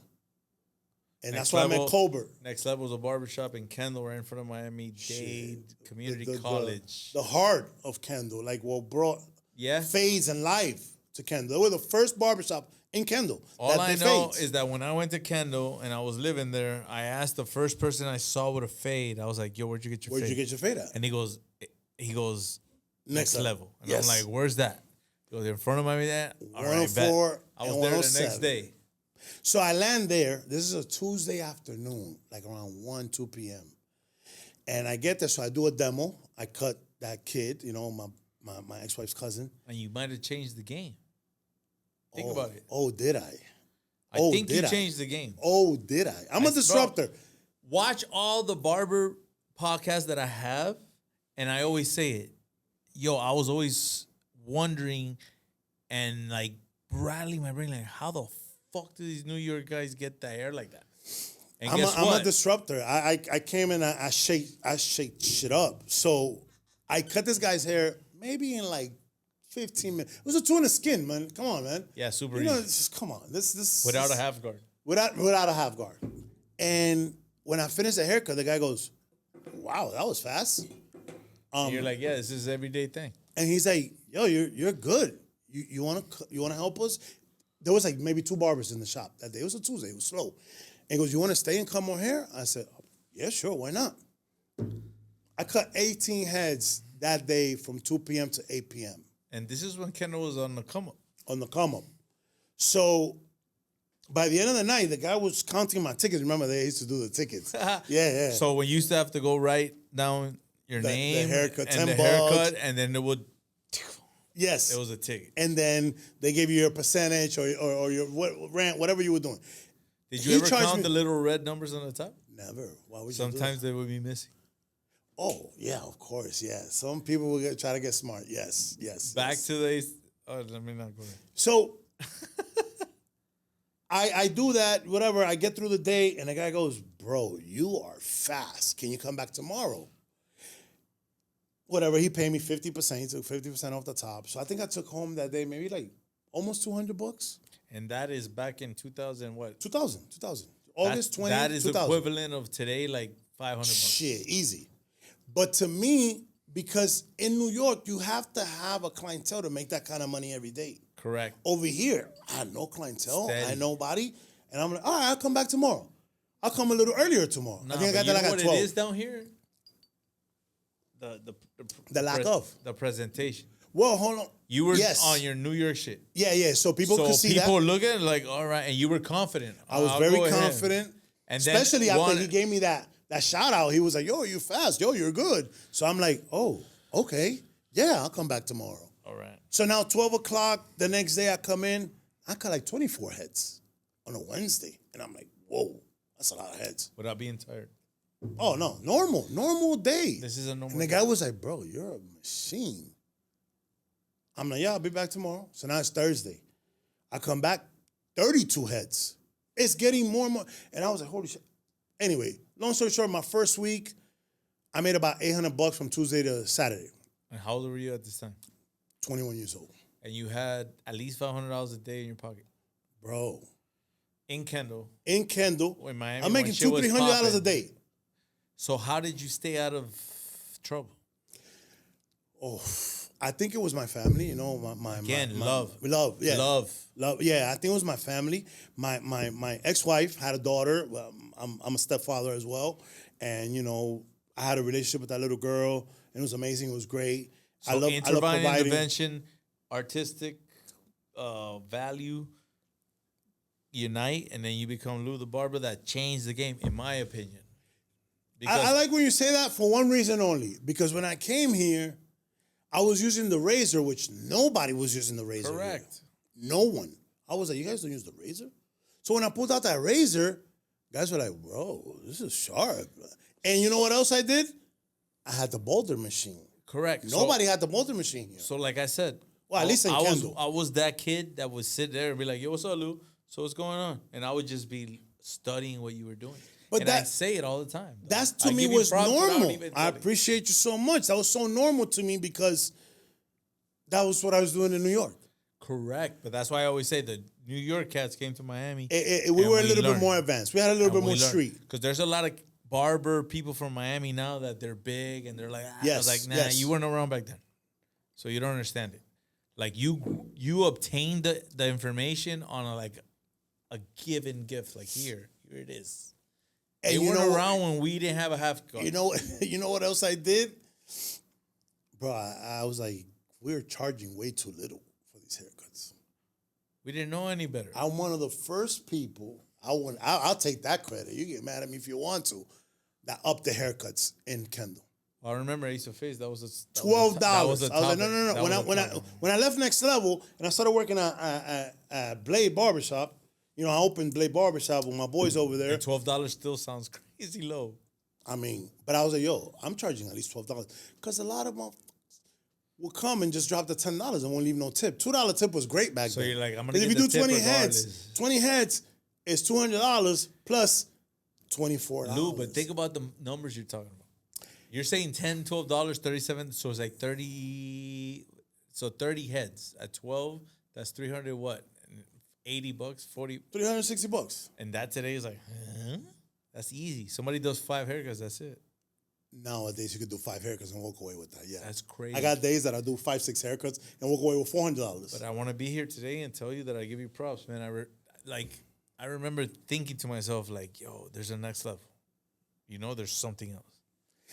Oh man, I hearing that from someone else, it makes me proud of myself, but it humbles me at the same time, because I'm like, wow, I didn't know I did that, but I know that the price thing to me was like, no. And it wasn't just you; it was like the whole crew.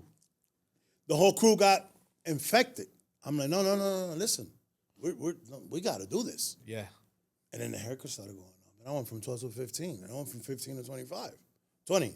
And that's when you're 20 like, to- wow, this is amazing. And I remember right before COVID, I And was then you charging remember you gotta $25 a haircut. Then you got to pay taxes. You're like, fuck. Oh shit! That's what a lot of people don't know. A lot of people will sit there and think that, oh yeah, I make $150,000 a year, but I don't got no medical. I gotta pay taxes. I gotta pay that rent, and I gotta pay for my supplies. That's when the value of So that like a W2 150 comes into play. That 150 may bring you down to 88, 88, 90. 90. So now you're not really in that bracket you think you are. But we're in the happy bracket because I love every day. Like I wake up every day and I'm like, yo, this is But why? dope. Because I made it that way. Time. Yeah. Time. You get to dictate your time. Dictate my time. But like for instance, I get to dictate my time. So if I would have been an Ace of Spades, then I would have never even remotely cared about what you did and went outside and smoked a cigarette. Oh. I would have never leveled up. Oh. So yes, that's very important. Message. It's very important that you say that, because a lot of guys bullshit. A lot of guys sit there, they stay on their phones. They don't want to do walk-ins. Walk-ins are so important. It's like I'm just doing this because I'm waiting for my next hustle. I'm waiting for my next opportunity. But you know what that tells me is that your responsibilities are not there, or you don't care about leveling up.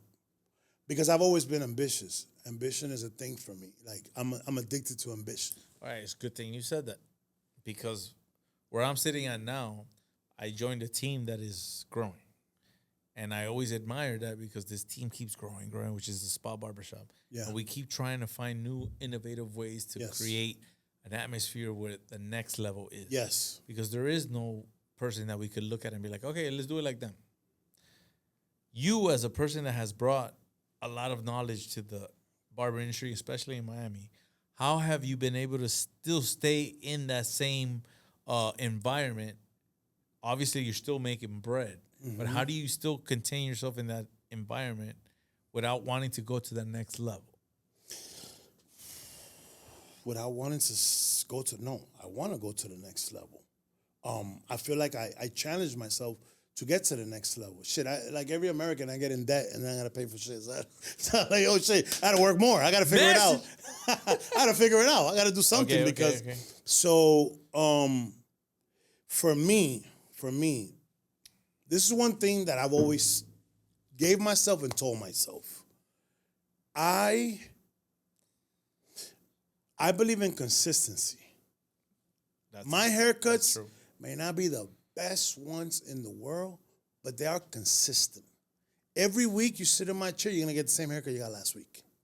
And that's so valuable. That to me is where it's at. That to me is where I've maintained clients for 25 years.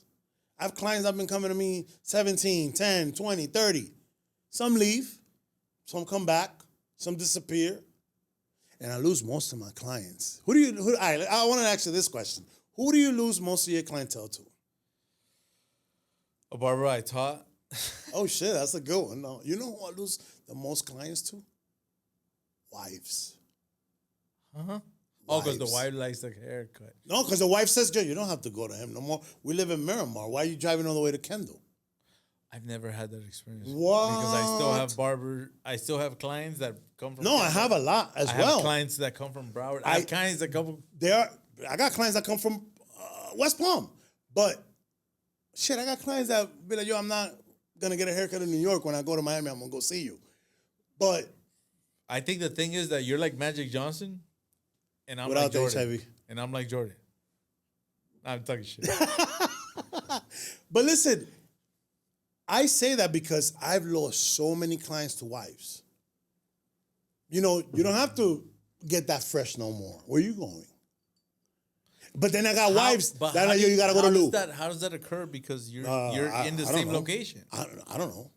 They move a little bit further, or the wife tells them, you should go to this barber, or you should check my style. Bro, when I tell you, most of the clientele that I've lost is to wives.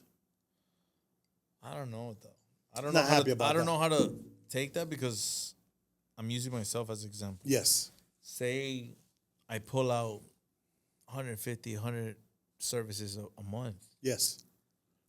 Like I always try to look at the services number and try to up it up every month. Okay. And it goes up and down, it fluctuates. Of course. But it never drops. Well, just like you gain clientele, you lose clientele. Because I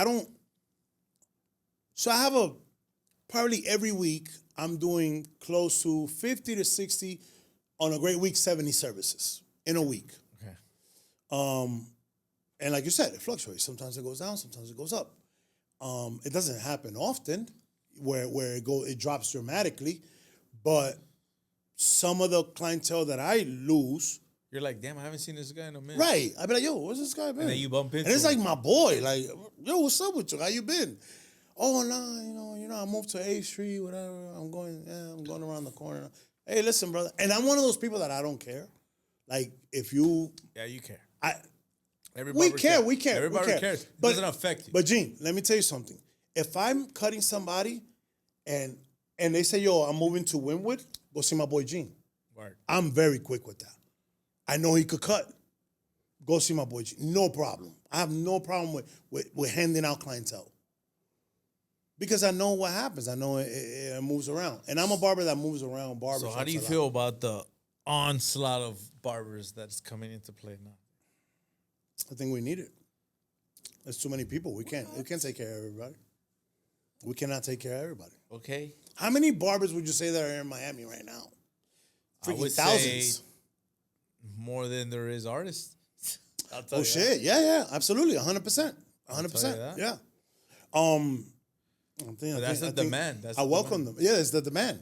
How many people are moving down here every year? 10,000 a week. Exactly. So that is the demand. We can't take. How many people can you take care of every week? No more than 100.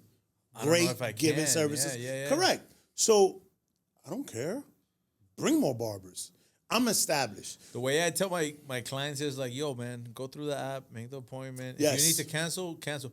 Nah, man, but I was like, don't worry about it. When you cancel, somebody's going to be like, oh, shit, a 2 o'clock spot. Bloop. And bloop. Yeah. And there's another one. Cancel with time. I was like, don't worry. If you cancel with time, I'm Yeah. good, man. Yeah, I'm don't good. worry about Yeah, me. I like that. All right, I like Gene, that. all right. Gene. I like that. So, Kendall, Kendall. you blew up.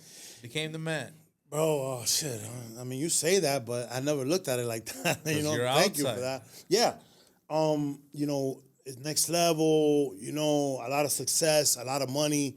I bought a house very quick. I just moved to Miami and bought a house like within months, you know what I mean? Yeah. And the money was so good. I called my mom and I said, Mom, I'm staying. She said, what do you mean you staying? You went over there for vacation. I mean, yeah, no, Mom, I'm staying. I'm doing good. He said, where you staying at? I'm like, I'm staying with my girl. Her parents said it's cool. I can stay here. Yeah. And I did just that. I stayed in Kendall, and I had really good friends like Carlos. You met Carlos. I repeat, my brother Carlos. Blockhead. Bro, Block. He's love a that guy. freaking legend in Kendall. I love that guy, bro. He was more than a barber. He was a hustler. I love that guy. He had a great heart, and he took me under his wing.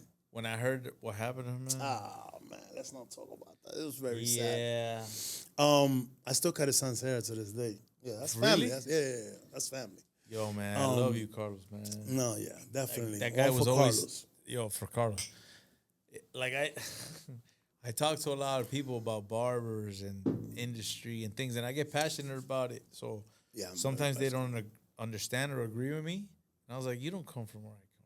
You don't understand. Like you said, being a barber back in the days was not. You were the help.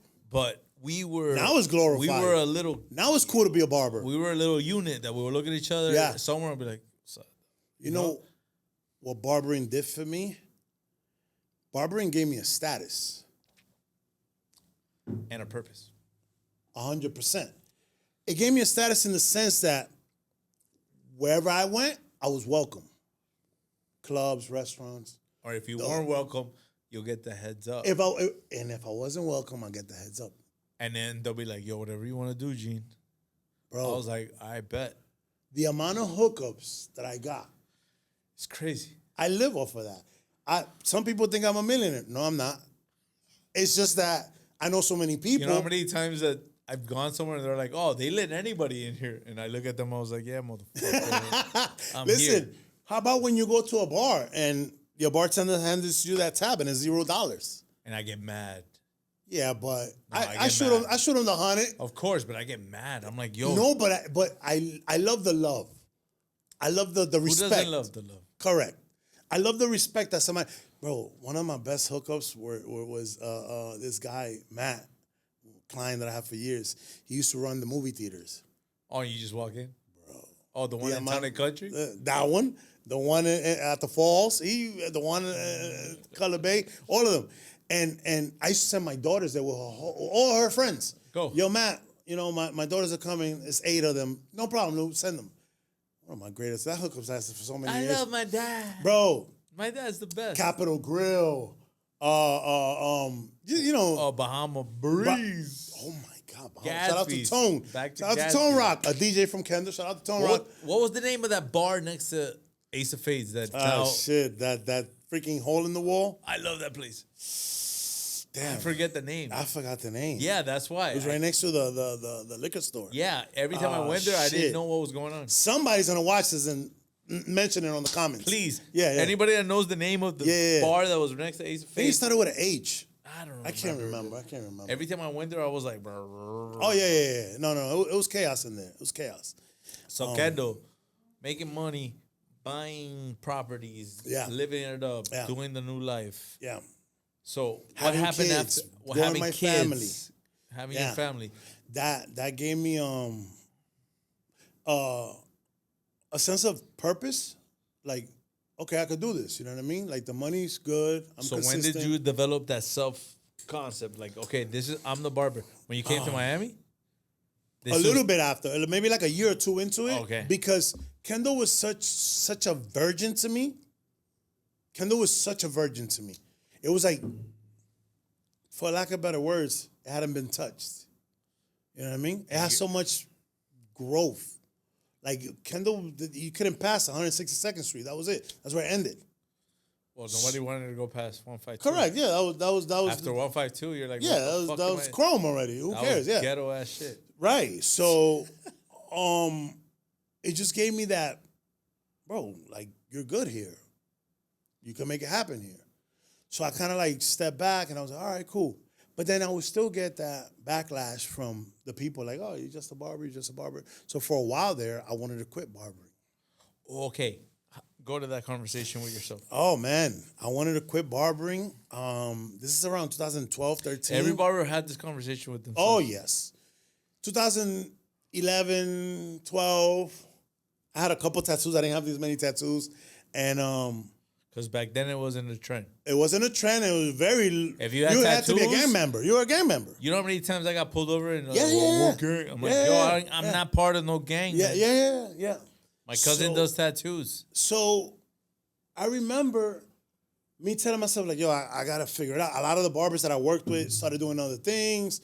I mean, maybe I gotta figure it out. Maybe I gotta do something else. And I almost quit. And that's when I tried to join that company, the MLM business. And you got a new perspective. I saw something different, something new. But then I was like, I was really focused on that, man. And I did really good in that company. I did really well. I made money. You know what? You know what happened to me when I was feeling like you felt? Yeah. Like I want to step away. Because I went all the way in college. I graduated. I got my bachelor's. I went and I worked for a corporate company. This sucks. Oh. I was in there making 200 plus whatever. I was like, yo, this sucks. And me having knowledge of self. Because correct. I'm like, dude, I'm making all this money. But I hate coming to work, bro. I hate being here. I hate doing what I'm doing. Yes. And it's not because of the people, because the people are nice, whatever. Yeah. It's just the situation. The environment. I'm in a little fucking as a whole. cubicle side thing, and then I have an office, and it's like, 300 managers. But Gene, you know what it is? Some people could do it. You know we what? can't. Bro, it's not. I know I can't. I'm a historian. I can never be I'm a historian, corporate. and I believe in humanity. And Yeah. us as humans, we're not supposed to do that. We're not meant to. We're not meant to be in a room. But some people are for programming hours. okay with that. I talk to Exactly. people about that. That's the and they're very programming okay with it. That's I'm the not okay with destruction. it. That's the I'm destruction not of okay our with reality. it. I am not okay with it at all. So I was stuck in I tell you, I'm a traffic one disruptor. day, Oh, and I was like, traffic. fuck this shit. I'm not doing this no more. I never stopped cutting hair. I always used to go 9 to 4 and then 6 to 10 cutting hair. Cutting hair saved my life, bro. And because of cutting hair, I was a good, happy person. And then Cutting I hair saved realized my that life. 9 to 4, I was miserable. So Shit. you know what I did? I said, fuck That's a this. message right I there. was like, message. Fuck Yeah. this money shit. Yeah. I'm just going to do this. Yeah. Because if I could make X amount of money, I'll live and I'll be happy. To put that in perspective, money isn't everything. At all. Money isn't everything. The fact that you don't have to ask your boss for a vacation. You can just say, hey, I'm going to cut this many heads this week, and I'm going to take off and go to Colombia. Or I'm going to stay a little Shout out to longer. Colombia. I love Colombia, Or by I'm the going way. to stay a little longer. Or I'm going to stay a little longer. You know what? I usually leave at 8. I'll leave at 9, 10. You know, it's funny you say that. I just started working from home again. You're cutting at the crib? Yeah, I turned my garage into a Never a wanted suite. to do that. I've done it. This is my third time doing it. Not because my home is my home. This is my third time doing it. A lot of people are against it. But I have a separate entrance, the whole nine. This is very. I'm going to send you the pictures. Very professional. No, it looks amazing in there. Okay? And this is the Kendall. Yeah, country walk. I'm never leaving Kendall. I'm never leaving Country Walk. Kendall. That's not Kendall. That is way country. out That's Kendall. I love. there. I don't remember Country Walk part of Kendall. Kendall. That was after. Has given me so much. I'm thankful. No. Has given I'm me. thankful that you came to Kendall. Thank you. Wow. Because if you would have not came to Kendall, I would have not seen a lot of skill Oh sets. man, that is such a compliment. I'm gonna No, take but that it's with true. me. I'm gonna take that with me. I You appreciate don't saying remember? that. I used to sit there and be like, No, "What's up, I Lou?" remember us, but I never thought that you I was would like, think Lou, of you me. want to have some beer? You want a beer? Oh, remember we used to drink the Fosters? Yes, I remember. During work. Don't do that. That's crazy. We used to drink a lot back then. Shout out to Carlos for that too. Lattes. Yo, put it in Lattes, this remember? cup. Oh my God. So, working from home, the second time I did it, 2015, I had this house, and this house had a movie theater in the garage. I ended up turning it into a barbershop. The most money I ever. That's when I first cracked $100,000 as a barber. 6K. 6 figures, baby. Yeah. Within like 10 months, not even 12 months. And I was like, holy shit. At the house, chilling. What year was this? This is 2015. Take us to that mindset. I had done it before in 06. How I did you turned my find garage. out about it? So I had already done that. Coming from New York, I already cut hair in staircases. I didn't care. No. You saw the numbers or you heard about the numbers? Oh, the numbers. Oh, so what happened was, Cash App had just started, so a lot of people were paying me Cash App. And I was very good with keeping my numbers on the calendar. No more cash. No, I would receive cash, but I would keep my appointments and I would write down how much they pay me. Who taught you that? Myself. Wow. I don't know. I'll be honest.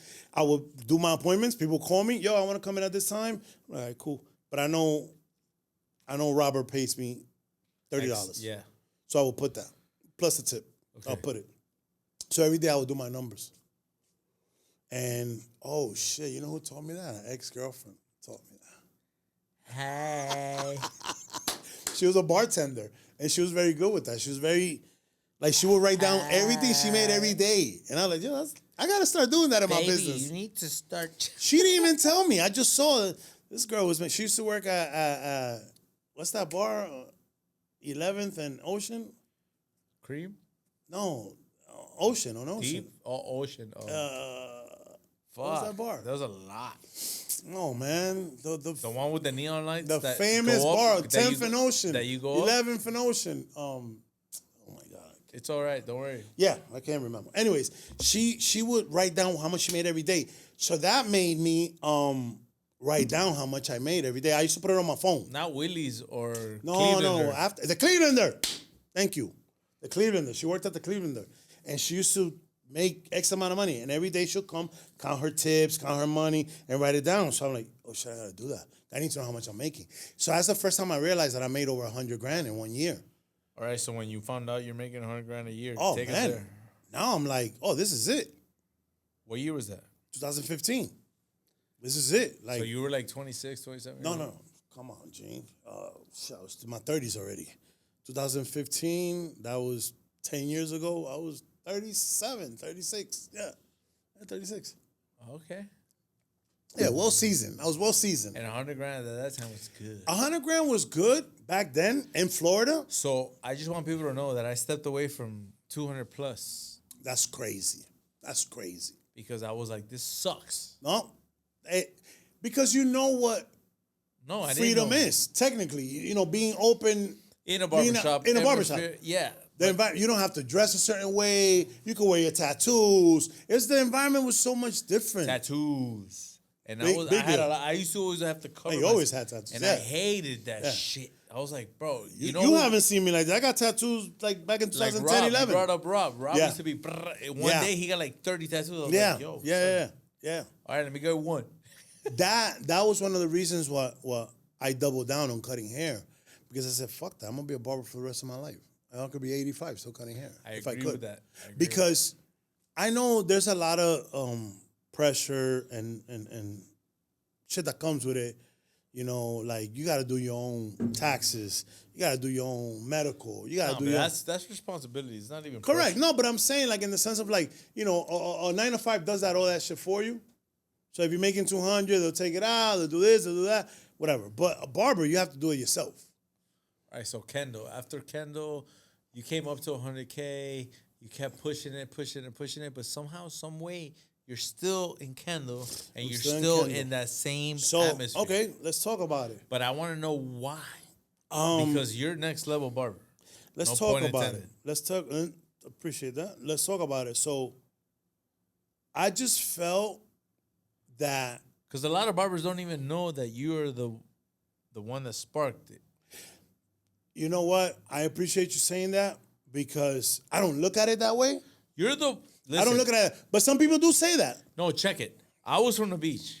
I moved to Kendall. Mm-hmm. I saw somebody with a fade, and I was like, "Who cut your hair?"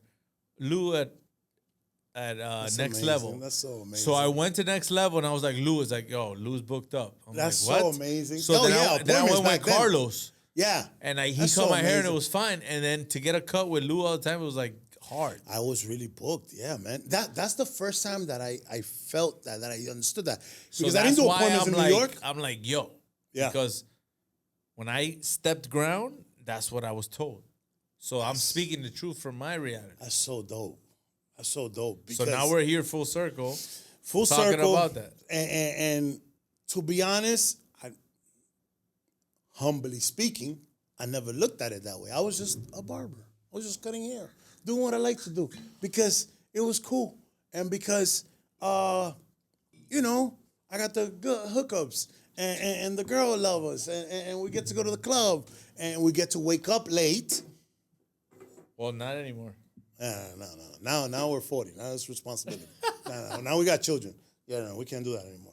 But yeah, you get to wake up late, and it's like, whatever I spent last night, I'm gonna make it up today. So how did you still stay in that same environment Brother, when I tell you, without evolving? Because you're making more money. Don't get it twisted. yes, I am. I'm not talking like Yes, you're I not am. making less money. No. I I'm know talking what you about mean. evolving. I know what you mean. Because that's what I know what you mean. I know exactly what you mean. To a totally different Yes, service. I know exactly what you mean. Not about the money, not evolving in that sense. Because like I said before, you know, I bought a home. I have a decent car. I get to travel. I'm not talking about that. I'm talking about success has been there. I'm talking about next level as far as services. Damn, bro. I hate to say this, but it's comfort. So you feel comfortable, you don't want to get out of your comfort zone. Sometimes I do, sometimes I don't. You know what's gonna get me out of my comfort zone right now? I'm gonna open up a barbershop next year. I have a partner, me and him been talking, and we're gonna do that. Where? In Kendall. You know the money's not In Kendall no Kendall. more. Brother, listen, I have a following. I know, but I'm it's not okay. the money's not in Kendall no more. You know what? My boy that has the barbershop, he's in the Grove. Shout out to my boy Gabby. He has a barbershop in the Grove, and he's doing amazing. No, listen, I'm open. I'm saying Kendall because that's my hub. That's my hub. That's love my Kendall. question. You seem like never. But you got torn away from New York, and it was good. But Kendall, it doesn't. Is that the love I've received there? It's amazing. Shout out to all my Kendillians. Kendillians. I think you just came up with a new word. No. I've heard that before. I heard it from somebody. The amount of love that I received, it's been good. I have no complaints. For example, right now, after this, I'm gonna go to Tacos and Tattoos. Shout out to my boy Jay. Amazing place. All the way out there? All the way out there. 117 and 104. You gotta go check them out. Tacos and Tattoos, this is a kid. I love that guy. I used to cut his hair He's when awesome. he was 14 years old. He used love to that come guy. to next level in a bicycle. I know. I love that guy. That guy's awesome. He's amazing. He's a cool guy. And I love who he's become. So I go to his place. I shout out his place because I feel like we did that. You know what I mean? He made me, I made him. You know what I mean? And I'm not trying to brag on it like that. I'm just saying, like, You know, you said it. Us as barbers, we're the hub. and he cuts his hair with somebody else now. Still love, one of my friends, always love. But I love that I could create with the same people I used to cut 10 years ago, 15 years ago. I love that. That's why you're here. I love that I could create with them. You're that type of person. You have. Remember that what I said energy. before? Consistency. I'm consistent to them too. Just like they consistent to me. It's not only about the cuts. It's in life. It's building. It's building a relationship. Message: be consistent with your love, Bro, it's building with the people. You know what I mean? Whoever it is. Just gotta try to elevate it a little bit. Now, I am not opposed to moving, let's say, Broward. If the opportunity comes, I would. Nah, you don't want to do that. I'm just saying, I'm naming Broward as a random county. That's a different tribe. No, that's a random county. I'm just saying. Should I go to West Palm? I'll go to Port St. Lucie. I'm saying it doesn't matter. wherever you go, you'll be successful. But from me knowing, I like to believe so, yeah. But I'm just saying, I love the people that I came up with. I love to go out to Flanagan's, to Blue Martini when it was there, and see somebody that told me, yo, Lou, you used to cut my hair when I was 9. I love that.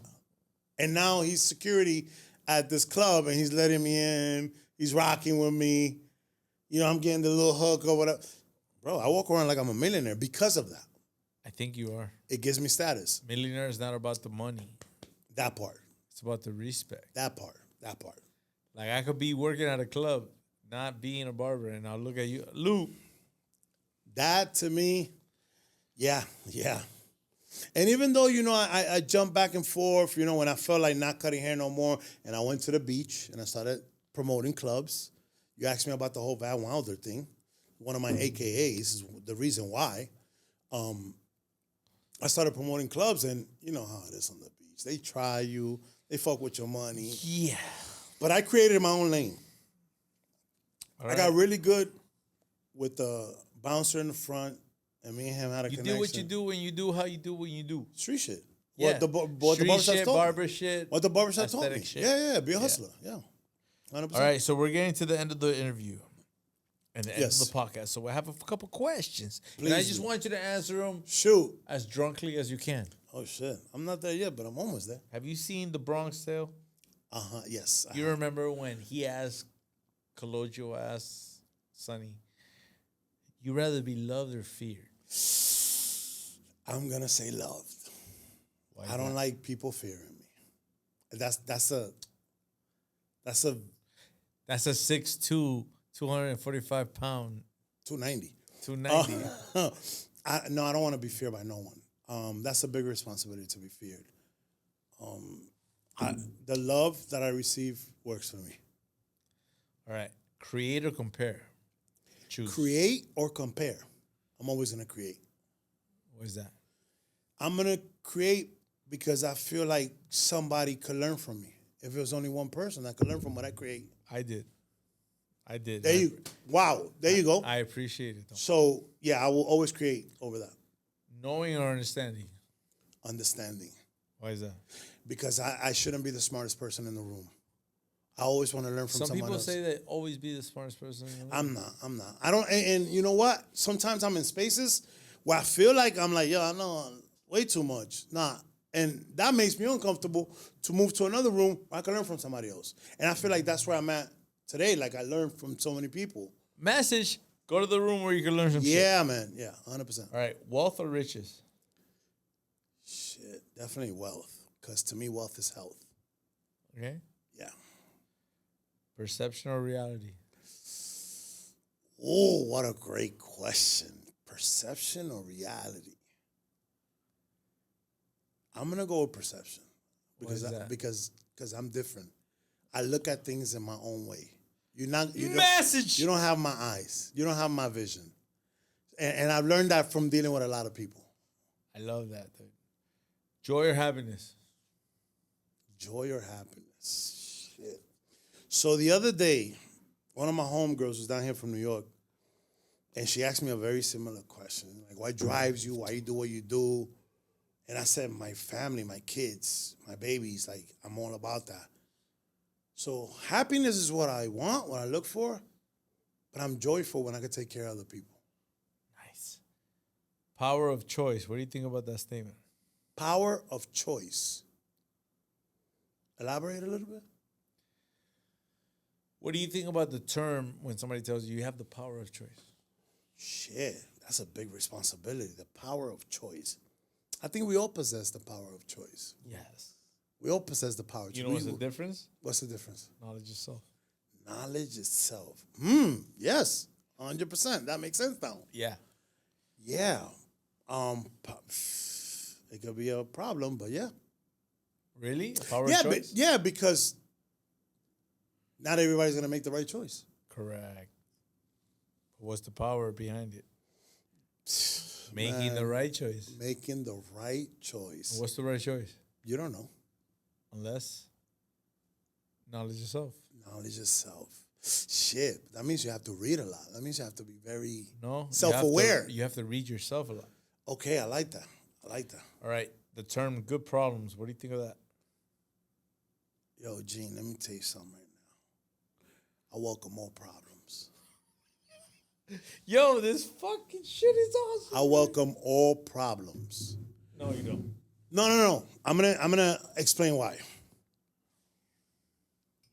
I've always been a problem solver.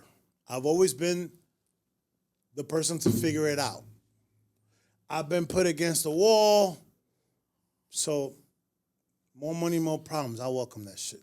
All right, bet. Good problems. You already said that. Emotional intelligence. Emotional intelligence. Shit. I like to believe that I possess that. I know when to walk away from a situation. Like the beef when you were 15, right? And like the guy that was beef. Yeah. I know how to say, yo, you know what? This is not gonna and that comes with age. That comes with But you were 15. Back then, yeah, I didn't understand it. So but now I have the wisdom where I really know. But back then. No, I didn't back then. So how'd you make the right choice? I guess. Yeah. That's the question right there. All right.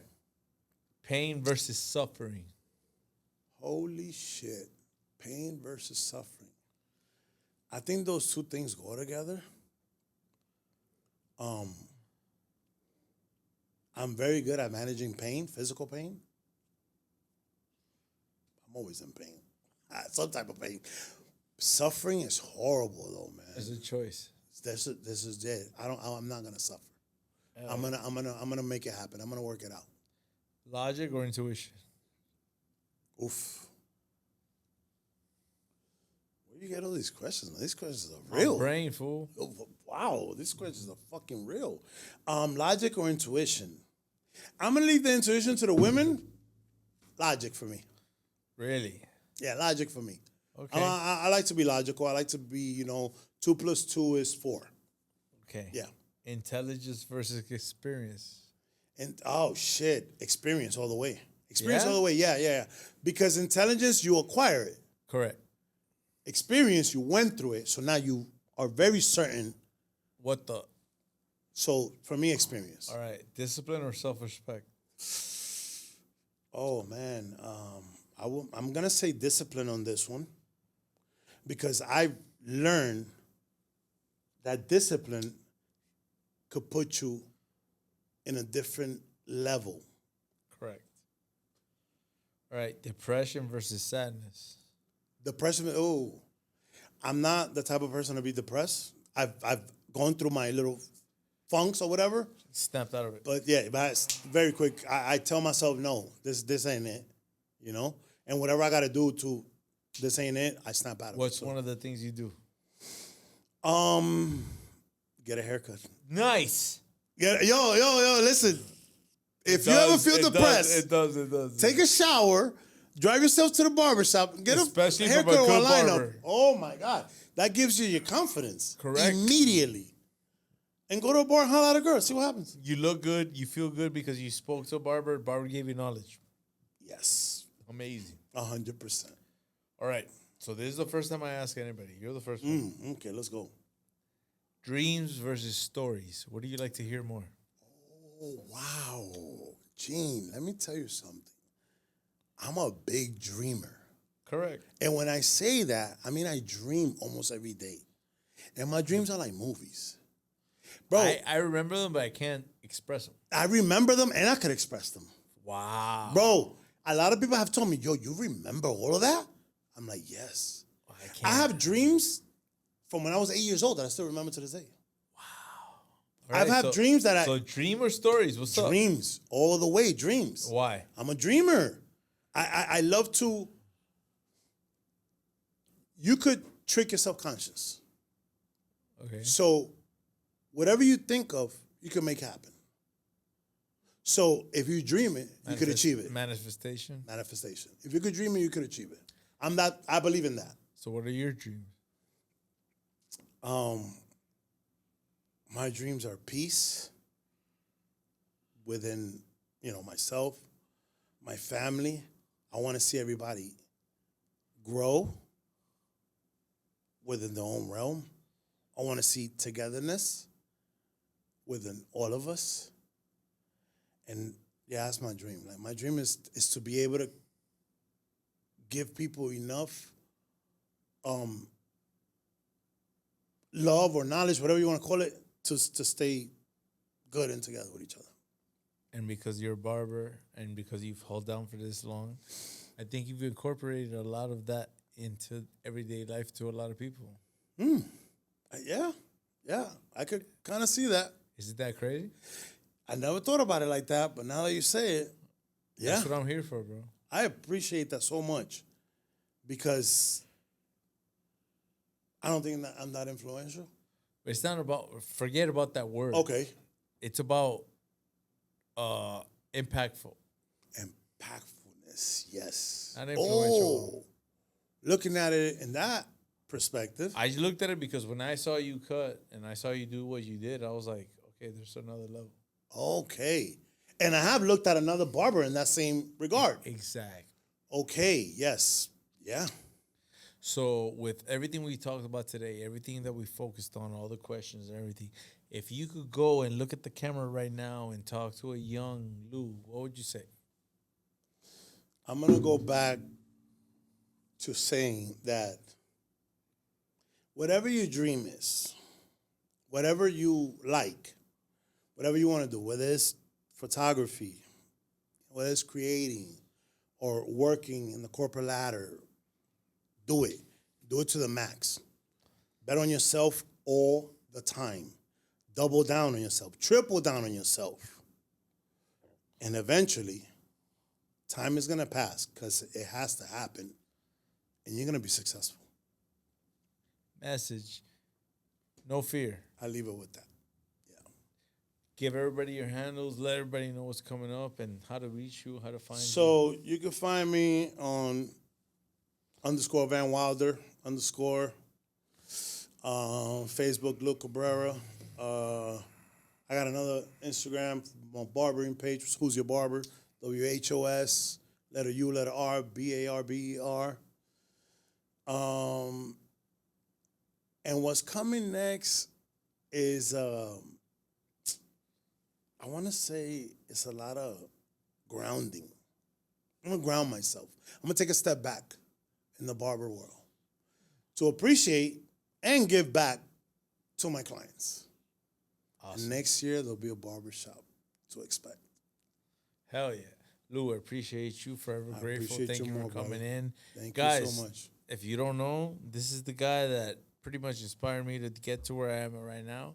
This is a barber that has brought a foundation to Miami barberism. Wow. Okay? It's a big chip for you to give. I love it. I mean, it's, No, I'm speaking for myself. Thank you so much. So what I'm trying to tell you guys is to live, love, laugh, harness the energy, exercise wisdom, I agree and with that. keep trucking, man. Peace.